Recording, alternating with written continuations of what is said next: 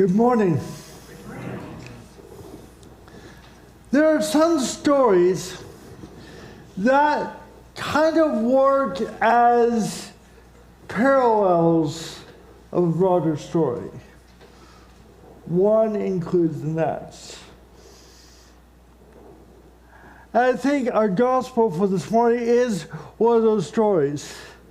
We don't often read it in its entirety because it's the whole of chapter 9 of John. But it tells the story of expectation, of healing, of misunderstanding, and of condemnation that actually parallels a lot of the broader passion story that we get elsewhere. I'm going to read two segments of the story here with a little bridge in between of my own creation, so you don't miss out on about 20 verses of stuff along the way. So don't worry if it's not on the screen or not in your Bible. This is John chapter 9, verses 1 through 12, and then 24 through 34. As he went along, he saw a man blind from birth. Jesus' his disciples asked him, "Rabbi, who sinned, this man or his parents, that he was born blind?" "Neither this man nor his parents sinned," said Jesus. "But this happened so that the works of God might be displayed in him. As long as it is day, we must do the works of him who sent me. Night is coming when no one can work. While I am in the world, I am the light of the world." After saying this, he spit on the ground, made some mud from the saliva, and put it on the man's eyes. "Go," he told him. "Wash in the pool of Siloam." This word means sent. So the man went and washed and came home seeing. His neighbors and those who had formerly seen him begging asked, "Isn't this the same man who used to sit and beg?" Some claimed that he was. Others said, "No, he only looked like him." But he himself insisted, "I am the man." "How then were your eyes opened?" they asked. He replied, "The man they called Jesus made some mud, put it on my eyes. He told me to go to Siloam and wash. So I went and washed, and then I could see." "Where is this man?" they asked him. "I don't know," he said. The Pharisees caught wind of this, and they questioned this man and his parents about how this happened. They knew that Jesus was a sinner because he had healed on the Sabbath. A second time they summoned the man who had been blind. "Give glory to God by telling the truth," they said. "We know that this man is a sinner." He replied, "Whether he is a sinner or not, I do not know. One thing I do know is I was blind and now that I can see." They asked him, "What did he do to you? How did he open your eyes?" He answered, "I have told you already and you did not listen. Why do you want to hear it again? Do you want to become his disciples too?" Then they hurled insults at him and said, "You are this fellow's disciple. We are disciples of Moses. We know that God spoke to Moses, but as to this, we don't even know where he comes from." The man answered, "Now that is remarkable. You don't know where he comes from, yet he opened my eyes. We know that God does not listen to sinners. He listens to godly persons who do his will. No one has ever heard of opening the eyes of a man born blind, if this man was not from God, he could do nothing.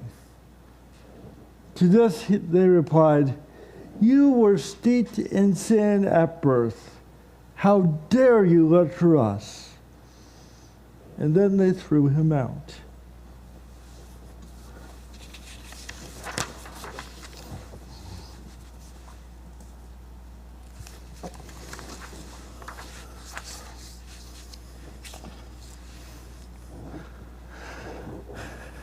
More often than not, it is our expectations that shape our reality.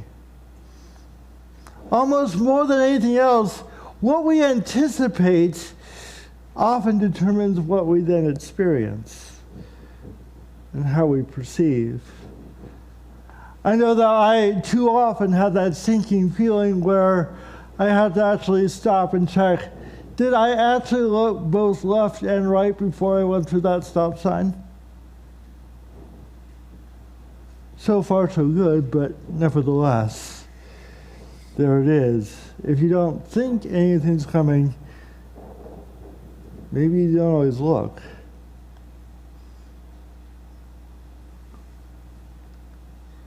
We have our expectations of the world.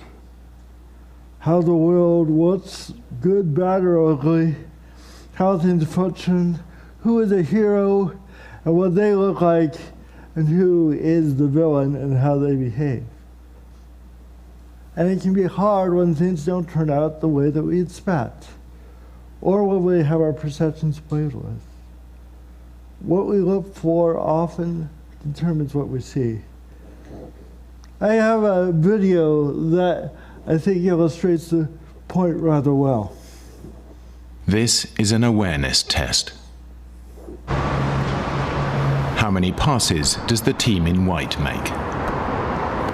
Go!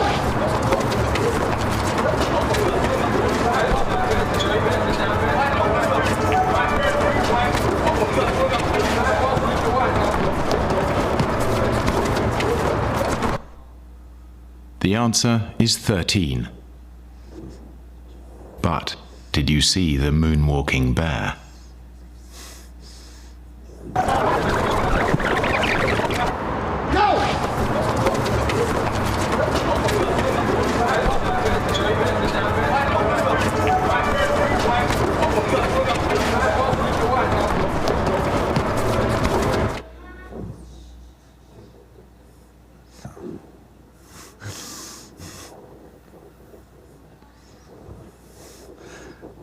So let's be honest here.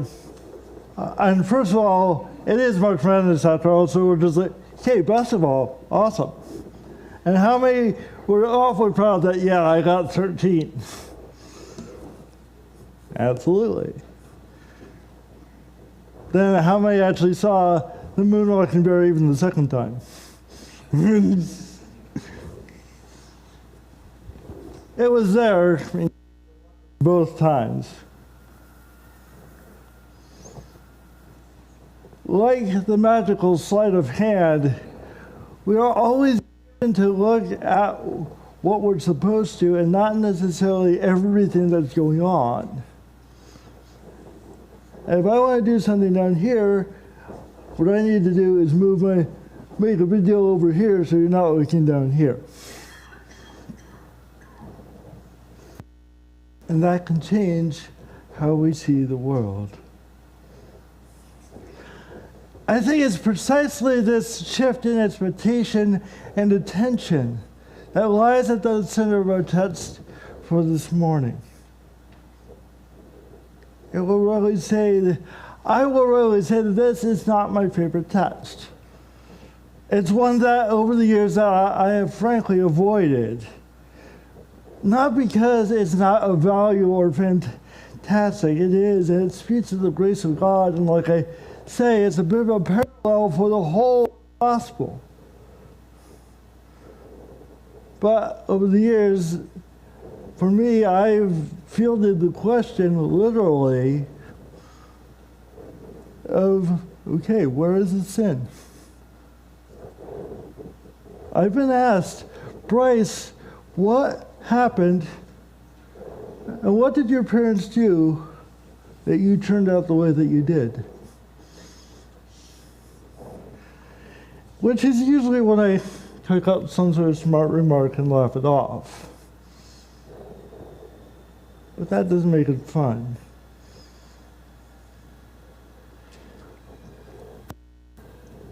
But that's my problem, to be sure.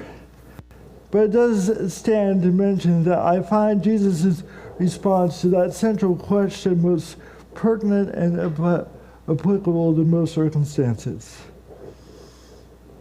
There's never any sin.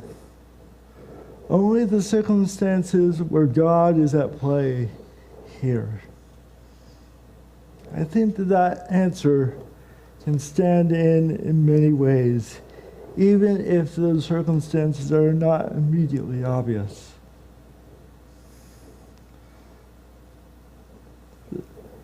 But we know that the question is relevant and is still with us. Because that's how we want our world to work. We want our world to make sense in a rational sort of way.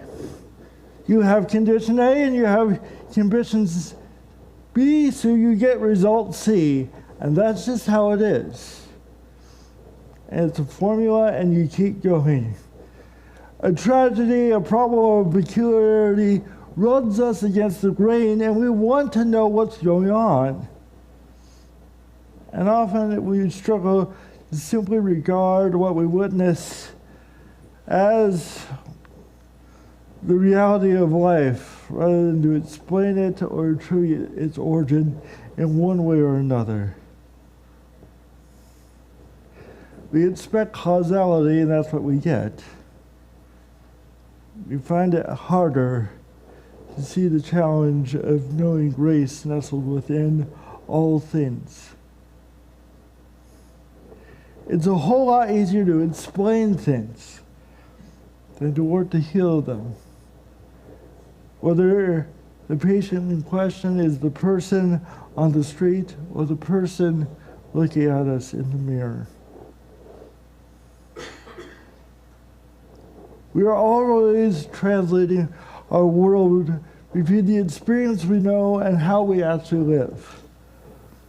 The rule and the reality are often separate things. We know what the rules of the road are. We know that if we go above the posted speed limit, we are liable to get a ticket. But also, if you've been driving for more than a couple of days, you know that there are some situations where going the legally posted speed limit is a great way to get run over. So it's often way wiser to go with the flow of traffic than the rule of law. So we go with the Spirit rather than the law. We do this all over life and all the time. And it doesn't make us a hypocrite, it just makes us human. And what we say about God, it really is no different. Quite often we have two categories of our theology. The stuff we say about God and the way that we live within our experience of God. This is called formal and practical theology. Formal is exactly what it sounds like. The things that we say about God and God's characteristics and the creeds and the Sunday school answers that we all have.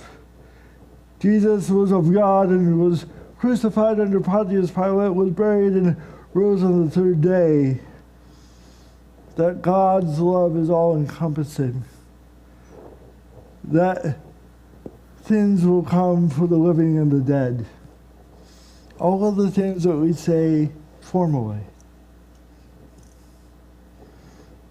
But we don't often live in that formal reality. We're more given to the practical reality of how we live our faith today to day. And sometimes the formal translates into the practical, and sometimes it does not. Sometimes we know that God is all loving, But on occasion, we have a God in our own head that is rather disappointed in me because I know that I'm disappointed in myself. Or while we might believe that God remains capable of healing all our many ills, we also suspect that God may well be taking a break from the healing business. We can speak of the loving parenting God while feeling the tension of receiving a model of parenting that was anything but. There can be inconsistencies between what we proclaim and what we expect. And again, what we expect is what we find. That doesn't make us unfaithful or inconsistent. It simply reveals a disconnect that is often present in our lives between who we were created to be and how we live in them. Sometimes the most difficult step on the path of spiritual healing, especially in one of personal pain and trauma, is imagining a God of the universe that can fully love us, warts and all, when we struggle hard to love ourselves. Conversely, when we expect to find judgment, quite often that's precisely what we find, whether or not it is realistically there. That's exactly what's going on in this story. Everyone is expecting to find what they know to be true to play out. That's the root of the disciples' question. They know that the causality of suffering is sin. So they just want to know where it comes from. The Pharisees know that people must follow the rules. And they know that Jesus is not very good at following the rules. So that must mean that there must be something wrong here. They have their expectation and they get their vision accordingly. But Jesus' sight is not so filtered. When the man born blind is healed, it is the expectation of the community around him that complicates the matter. It's navigating these expectations that make it hard. The Pharisees have expected Jesus to be exactly who they expect him to be, a sinner, a radical, and someone not to be trusted. And his most recent infraction simply confirms what they know already. The Sabbath must be maintained, therefore healing on the Sabbath cannot be of God. It only cements the liability that they already have. They were not looking for grace, so they missed the glory of God that walked right on by. The whole community is in an uproar simply because the script has been changed and the one who's been on the outside is now healed and needed to show them the light of what was going on. But even that's hard, because it's far easier to maintain the expectations of how the world works than to reformulate the cause and effect that we have so long come to embrace.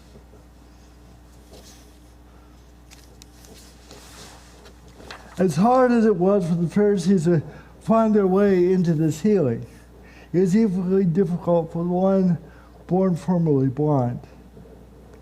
He was healed. He was enjoying his first moments of sight, but no one's celebrating. Instead, they're still stuck in analysis.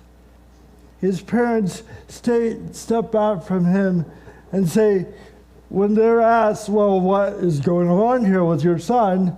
They say, we don't know. He's of age. It's his problem. They couldn't see the way forward either, and not knowing what to make of the mystery of a healing, they decide to go with what's there. In the end, it's the boldness of the healed that tells the tale. After he's thrown out of the court of the Pharisees, he meets Jesus again, seeing him in person for the first time. Learning who he is and what it means to follow him, he falls down in worship, giving thanks to God's work in Jesus. Because at the end of all the analysis and judgments, he knew one thing. He was given a gift, and for that gift he was grateful. It is in that he can celebrate, that he can break out of the expectations that everyone had for him in living God's way. There's an old tale of pastor's lore of a long-time member coming to a pastor saying, Pastor, I need to leave the church. And of course the pastor was concerned and sat down and asked her, why? What's going on? Well, I used to come to church. I used to hear so often exactly who I am and how bad I am. I don't hear that enough anymore. I need to hear that to get through the weeds so I can behave. So I need to go find some place where I can find the reflection of who I know myself to be, and not the race that I now hear.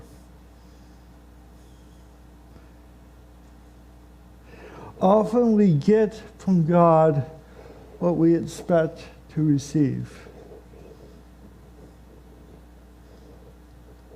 We take in the light that we expect to get.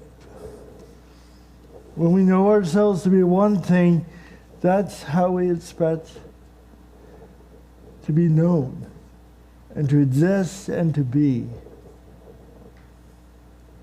And it can be really hard to change.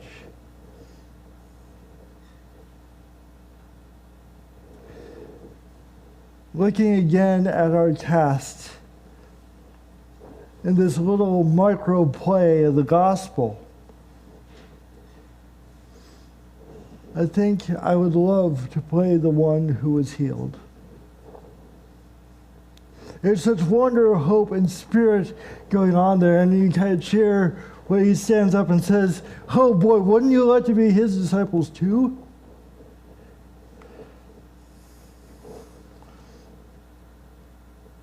Yeah, I suspect that I'm far better suited for the role of the doubter, the explainer, and the inspector who cannot see what they are presented with than for looking for something new.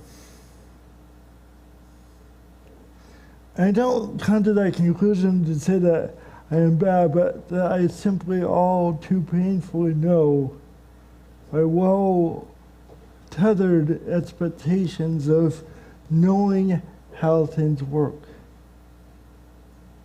As much as I might like to say otherwise, I think this is where I guess we find ourselves, more often with the Pharisees than with the healed. We've been part of this messy thing called church for long enough that we suspect that we are shaped and formed as we are going to get. And maybe that we've been through the fire for too long and we now find ourselves brittle. You may well know our Sunday school answers, but our practical theology tends to be a bit more bound by the expectations of rule and the perception of the Spirit footing where it will. I guess that we probably spend more time wondering at what we see than rejoicing in seeing it. And that's probably why we are so uncomfortable with the response that we find here. Few of us number ourselves among the outsiders.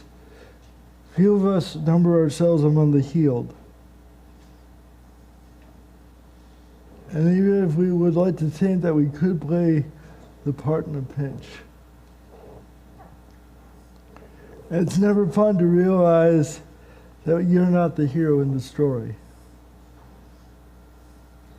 We see ourselves in the midst of the exhortation, and that is never comfortable. But we do have good news, and that is that we do have a choice. Even as we acknowledge our expectation of a rational and reasoned world, we do not necessarily need to stay there. We have the ability and the invitation to take on the light of the world and to look for that light wherever it might shine. We have the ability and to reach out beyond what is usual and ask what God might be doing here and now. It can take many forms. It could take the form of simply naming our inclination of what we expect to happen. That God prospers those who are prosperous and punishes those who at the time struggle. We can recast the story of the nameless bystander from one of simply guilt and shame and choice, but also a system that does not do well at supporting people who hurt.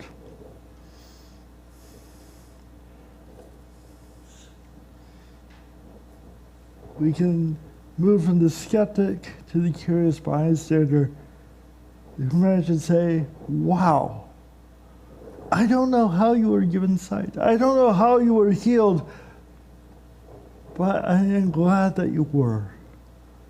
To God be the glory. Or perhaps we could be the lifelong friend who stood beside the person through good and bad and who can finally rejoice with them in saying, yes, through all things, God has been good. There are many ways to walk the way of healing in our way. There's many ways to bear the light forward. And it's far more important to keep walking in faithful hope and the expectation of God's healing than to understand what is going on or to categorize the moments of particular fitting our model and our time. We get to choose how we incarnate the Christ who is healing, who is the light of the world, who is the light that we to bear. And that makes all the difference. May God's kingdom ever defy our expectations and call us to look beyond even that which we most expect to see. Amen.